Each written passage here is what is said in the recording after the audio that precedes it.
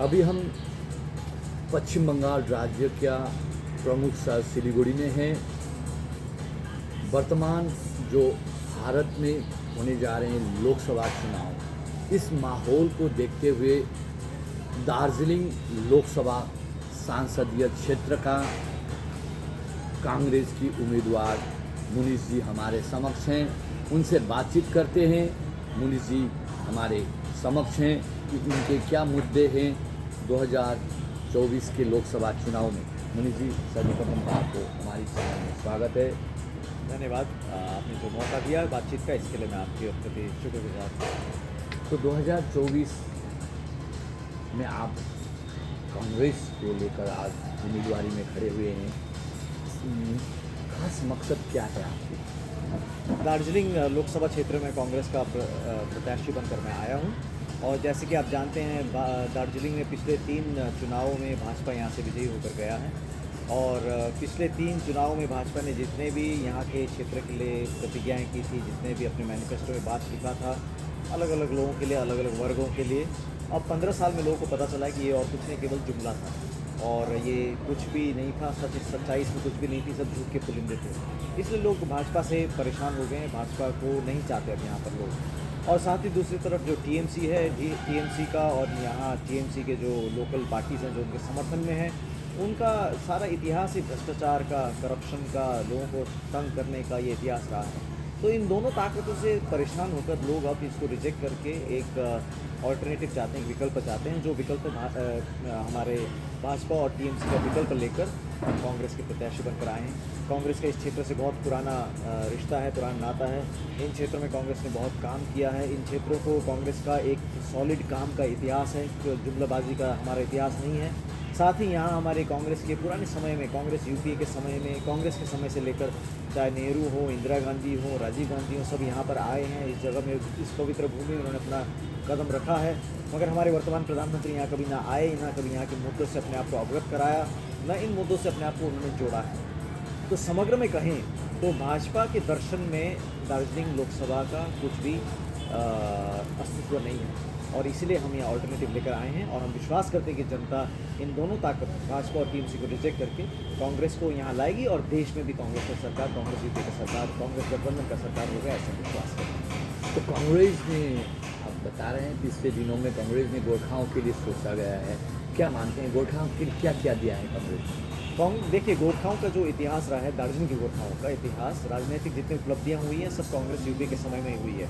चाहे वो डीजीएचसी का एकॉर्ड हो, चाहे वो नेपाली भाषा मान्यता का बात हो, चाहे गोरखा सिटीजन का गैजेट नोटिफिकेशन की बात हो, चाहे 6 शेड्यूल का बिल का बात हो, चाहे जीटीए का बात हो। अन्य बहुत सारे देखते हैं, सारा इतिहास हमारे पास गोरखा मुद्दे के साथ जुड़ने का, संलग्न होने का और उसको कुछ समाधान ढूंढने का। दूसरी तरफ भाजपा को देखिए, सिर्फ जुमलों का उनका इतिहास है। यहाँ पर उन्होंने पीपीएस कहा, पीपीएस क्या है वो डिफाइन भी नहीं कर पाए, क्या है पीपीएस को परिभाषा नहीं दे पाए। पीपीएस के लिए एक वार्ता भी नहीं वो ऑर्गेनाइज कर पाए 5 साल में। 11 जनजातियों को, 11 जातियों का अनुसूचित जनजाति में जोड़ने की जो बात हुई, उसमें भी कुछ काम नहीं हुआ। सेंट्रल यूनिवर्सिटी काम नहीं हुआ, मिनिमम वेजेस का काम नहीं हुआ, यहाँ पर ज़मीन पर्जा पट्टा का वर्कर्स के लिए कुछ काम नहीं हुआ। तो एक भी तो काम भाजपा ने नहीं किया 15 साल में। और अब भी उनका कोई ऐसा ठोस मुद्दा लेकर वो आगे नहीं बढ़े हैं, केवल नारेबाजी में वो निर्भर पार्टी है। इसलिए नाराबाजी, जुमलाबाजी को हम त्याग करके अब कांग्रेस के साथ हम मिलकर यहाँ आगे बढ़ेंगे, ऐसे जनता ने तय कर लिया है और जनता यहाँ पर विजयी बनाएगी। देश के प्रतिपक्ष में भी आप देखिए, देश में जितने भी जनहित में जो कानून आए हैं कांग्रेस यूपी के टाइम में, चाहे राइट टू एजुकेशन हो, राइट टू इन्फॉर्मेशन हो, राइट टू फूड हो, चाहे फॉरेस्ट राइट्स की बात हो, मनरेगा जैसी चीज़ हो, ये सब कांग्रेस का देन है। और भाजपा तो इन सबको नष्ट करने में, पूरा देश को डामाडोल करने में लगा हुआ है। यहाँ की राजनीति, यहाँ की अर्थव्यवस्था, सब कुछ डामाडोल हो गया है। इसलिए देश में भी भाजपा को रिजेक्ट करेंगे, यहाँ लोकल लेवल पर भी भाजपा को रिजेक्ट करेंगे। लोगों का कहना है कि क्षेत्रीय जो भाजपा के उम्मीदवार हैं, उन्होंने इस क्षेत्र में एक लोगों को मतलब एक बातों में खाली उलझाने की बात करते हैं, इसमें आप क्या बोलना चाहते हैं? ये तो हम इस बात को शत प्रतिशत मानते हैं कि भाजपा नारों का और जुमलों का पार्टी है। वो कहने के लिए कुछ भी कह देगा, कहने के लिए आज भी वो कह देगा कि हम स्वर्ग को उतार कर यहाँ दार्जिलिंग में ला देंगे। ऐसा कहने में भी अगर वो कहेंगे तो मुझे ताजुब नहीं होगी। मगर बात ये है ना कि कहना एक चीज़ है और करना दूसरा चीज़ है। और करने में भाजपा ने एक चीज़ भी करके नहीं दिखाया, जिसको मैं कहता हूँ 1 इंच भी आगे नहीं बढ़ाया।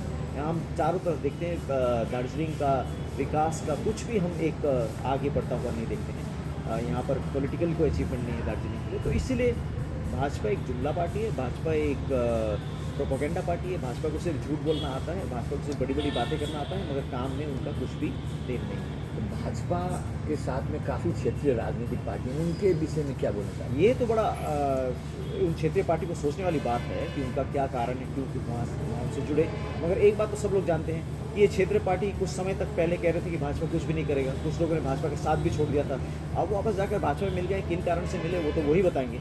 मगर एक बात मैं कहना चाहता हूँ कि यहाँ पर एक संस्कार होना चाहिए कि पॉलिटिकल पार्टी को अपना कुछ भी एक्शन लेने से पहले अपने समर्थकों को एक्सप्लेन करना चाहिए। मगर इन पार्टी ने कोई एक्सप्लेनेशन दिया नहीं कि क्यों भाजपा से वापस जुड़ने जा रहे हैं, क्यों भाजपा के पीछे चल रहे हैं। उनको लगता है जनता को कुछ भी करो चल जाएगा, मगर ऐसा नहीं होगा। इस बार इलेक्शन नेताओं का नहीं है, जनता का इलेक्शन है। जनता तय करेगी कि किसको करना है, कौन झूठ बोलता है जनता जानती है, और उसको कैसे रिजेक्ट करना है जनता जानती है। और आप तो भारतीय गोरखा परिसंघ में थे, उस पद को छोड़ते हुए आप कांग्रेस में आए हुए उम्मीदवारी बन के, क्या मानना है कि देश में अगर आप विजय बन के आते हैं तो गोरखाओं को क्या क्या चीज़ का आवश्यक है? देखिए, जब मैं भारतीय गोरखा परिसंघ में अध्यक्ष था, राष्ट्रीय अध्यक्ष था, वहाँ में ऐसा कोई गोरखा क्षेत्र नहीं है भारत में, या कोई गोरखा मुद्दा नहीं है जहाँ मैं गया नहीं है, पहुँचा नहीं है, संलग्न नहीं है। सब जगह मैं पहुँचा हूँ, सब जगह मैंने काम किया गोरखा के प्रत्येक मुद्दों से। दार्जिलिंग ही नहीं, सर्वभारतीय स्तर में मैं परिचित हूँ। तो जब मैं चुनाव जीतूंगा यहाँ से, और जब मैं जो गोरखा का प्रतिनिधि बनूंगा, केवल यहाँ दार्जिलिंग के लिए नहीं परंतु सर्व भारत में जो हमारे मुद्दे हैं उन सभी का प्रतिनिधित्व करूँगा, और उन सबके लिए मैं काम करने के अपने आप को प्रतिबद्ध रखता हूँ। और एक चीज़ जो और पूछना चाहता हूँ, आप दिल्ली में रहते हैं, तो अगर गोरखाओं की कुछ न्याय की बात हो तो एक केंद्र ही कर पाता है, तो उस सक्षम है, तो केंद्र सक्षम होने के कारण अगर आप इस विषय को, जो गोरखाओं की मुद्दा है अलग राज्य का, और भाजपा इस मुद्दे में तो असफल बता रहे हैं, कांग्रेस इस आपका मैनिफेस्टो में इस मुद्दे को क्या रखा है इसका? देखिए, कांग्रेस ने बीते समय में भी जैसे जो कुछ उपलब्धियां हुई हैं वो गोरखा के मुद्दों के साथ एंगेज होने के कारण ही उपलब्धियां हुई हैं। दूसरी तरफ भाजपा है जो शतुर्मुर्ग की तरह अपना सिर छुपा लेता है और लगता है कि दुनिया है ही नहीं, वो बातें ही नहीं करता। तो इसलिए हम अपने आप को आबद्ध करते हैं, हम अपने आप को प्रतिबद्ध करते हैं कि गोरखा सारे मुद्दों से, गोरखा ही नहीं बाकी जितने भी मुद्दे हैं यहाँ पर, गोरखा हैं, यहाँ पर राजवंशी हैं, आदिवासी है, बंगाली है, मुस्लिम है, बुद्धिस्ट हैं, बिहारी हैं, सबके मुद्दों को लेकर, क्योंकि मैं तो सबका प्रतिनिधि बनूंगा, सबके मुद्दों को लेकर दिल्ली में काम करूँगा। दिल्ली में कैसे काम होता है वो मुझे आता है, क्योंकि मैं दिल्ली में बहुत समय से हमारे मुद्दों के साथ काम करता आया हूँ। वहाँ हम काम करेंगे और सारे मुद्दों को हम उसका एक ठीक अंजाम तक पहुँचाएंगे। और लास्ट में आप ये क्या कहना चाहते हैं जनता को, इस चुनाव के लिए क्या अपील करें? जनता को मैं ये अपील करना चाहता हूँ कि झूठ की राजनीति को हम त्याग दें, अत्याचार की राजनीति, भ्रष्टाचार की राजनीति को हम रिजेक्ट कर दें, और आइए हम सब मिलकर दार्जिलिंग के सारे मुद्दों को केंद्रित करके एक राजनीति बढ़ाएं। इसके लिए मैं आप सबको अपील करता हूँ कि आने वाले 26 तारीख को आप, मेरा नाम डॉक्टर मुनीश तावंग है, मैं कांग्रेस के हाथ के चिन्ह में मैं प्रत्याशी हूँ। इस हाथ के चिन्ह में वोट देकर दार्जिलिंग का भविष्य और देश का भविष्य सुनिश्चित करें। चलिए, आप लोग इस तरह से जुड़ते रहेंगे और आगामी दिन में उनका क्या है इस पॉलिटिकल विषय को लेकर और आपको जानकारी कराएंगे।